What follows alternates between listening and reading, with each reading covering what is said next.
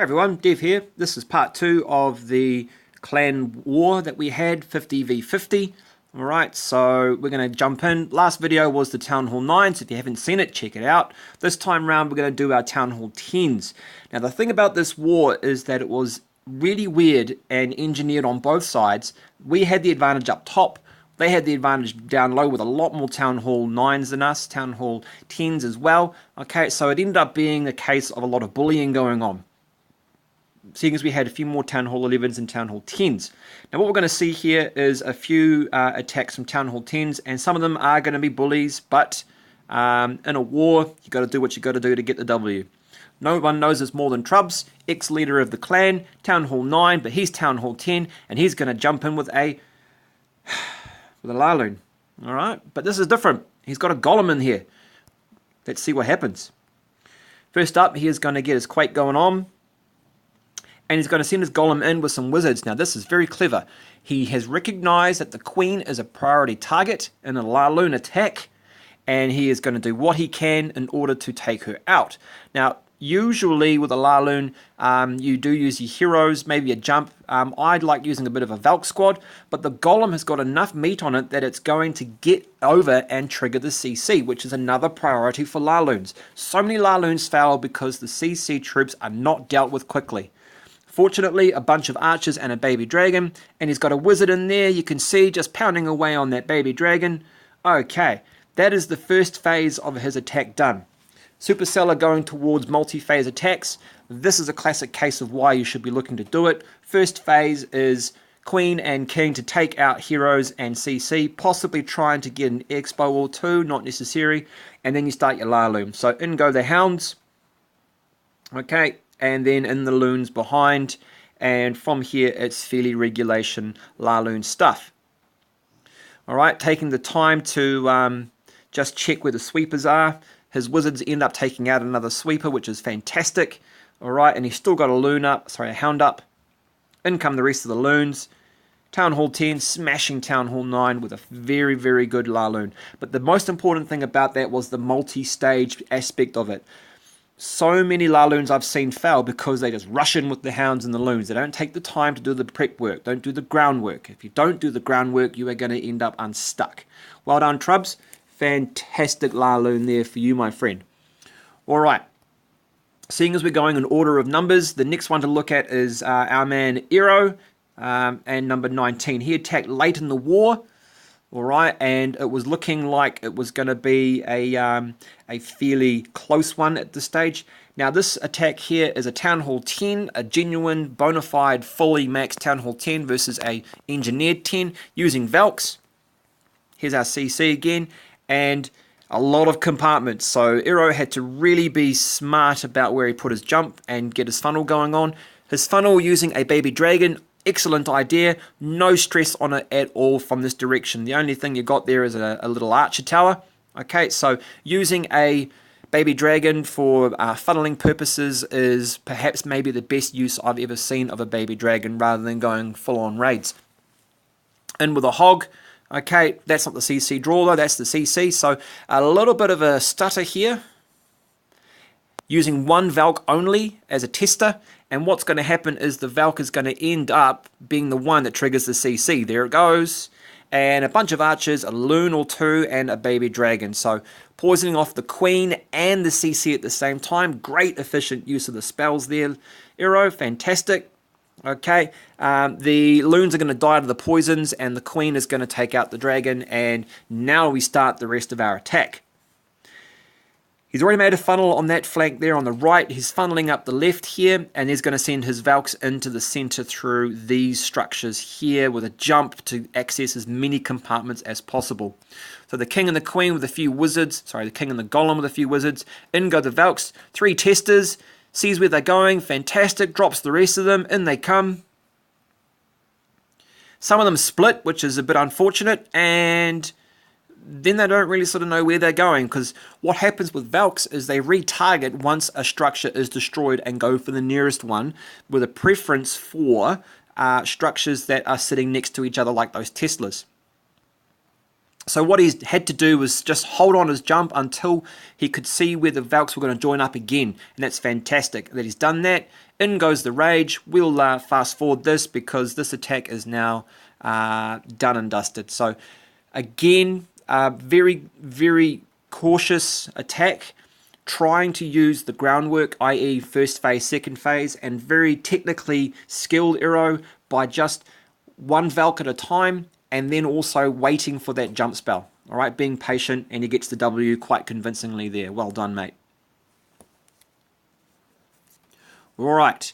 What we're going to see now is a very straightforward attack. Now, I'll talk about phases. There's not really many phases in this particular attack. Where was it? It was Wibble, off at number 15.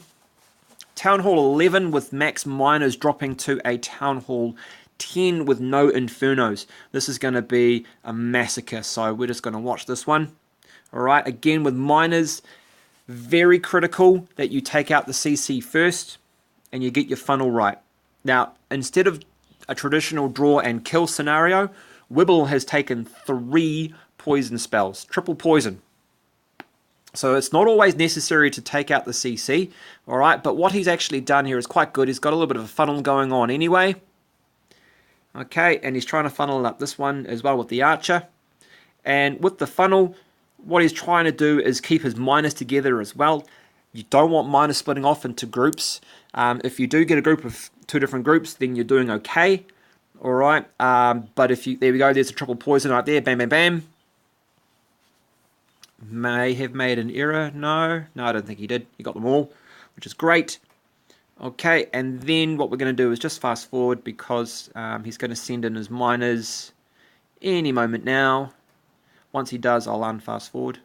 We'll go back to normal speed or whatever it's called. Right, so there's our funneling, and he's going to start dropping his miners. He's dropping them in here. Now, why he's done it over here is quite good. He's cleared out all this section, so he knows the miners are going to track through here and then sort of loop round. Alright, so he doesn't want them to attack the broad flank of the base. He actually wants them to sort of attack on a corner and then merge into one group at the end, because he wants to make full use of his poison spells. And that dragon hasn't gone down to the triple poison, which is a bit of a shame. So what he's going to try to do is just outrun it. And we're going at fast forward, I know, but you can see here that his miners are just slaughtering all those structures.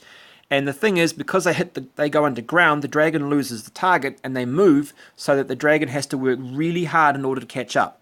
So it's going to end up that the triple poison wasn't quite as effective as he hoped, and he ends up here taking the W without taking out the CC. Whew. Scary stuff. Alright, moving on. Still with unorthodox strategies at Town Hall 10. We're going to go to Lord Tams. Lord Tams is a new member of our clan. His first time on our channel here. Town Hall 11 engineered. We've got some infernos though. We've got a multi and a single.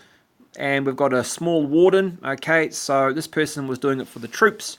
And Tams is going to be using a traditional dragon attack at Town Hall 11. More of a raiding rather than a full-on war strategy, but the defenses are low, the base is compact. Hey, why not? Alright, so taking those air defenses there seems good because of the way that the sweepers are going. Alright, now the only thing he's going to fear here is this Inferno on single. Alright, so we've got to watch out for that one. Take a moment for a drink. Got to stay hydrated, folks. Right, this talking is a very thirsty work. Right, so into this with the dragons now, attacking on that broad flank. And yeah, okay, I can be a bit disparaging, go herp derp, you know, infernos, herp derp, and dragons, herp derp, it's going to earn badly. Alright, but he's going into the sweeper, but he's got himself a haste here. And in the CC, he's got a whole bunch of loons. You would have thought maybe a hound would have been it, but those max dragons are tank enough.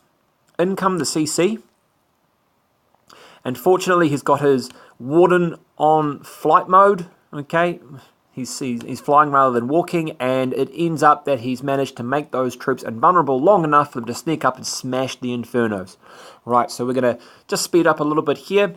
That's the only thing really about this attack that is a little bit different. Those skeletons are going to cause an issue, but then again, if you're fast enough, you can get through it. He's got his heroes up, alright, loads of dragons, loads of loons. Loons will go on to splash, and that is it. Okay, so a fairly straightforward attack, bit of a bully, but again, in a war, you got to do what you got to do. And not too much of a drop too, only 6 places. Alright, the last one we're going to show on this particular clip is another air attack, and this is Exile's proper account. Okay, and he's taking on 11. So as a Town Hall 11, he's engineered, he's going up. Alright, up 3 places, and he's going to attack a Town Hall 10 with some pretty nasty looking single Infernos. Alright, and some big Expos. Okay, so a decent chunky Town Hall 10. Worth noting, in his CC, he has taken a freeze with his 2 slots. He's got 1 poison and 2 hastes. Alright, so Laloon, again, critical that you take out the heroes. Fortunately, the Queen is so exposed, it's not funny. It's actually inviting a Laloon attack. Alright, she went down quicker than a lead balloon, or should I say Led Zeppelin, thanks Guts. And here comes our CC. Now he uses a freeze,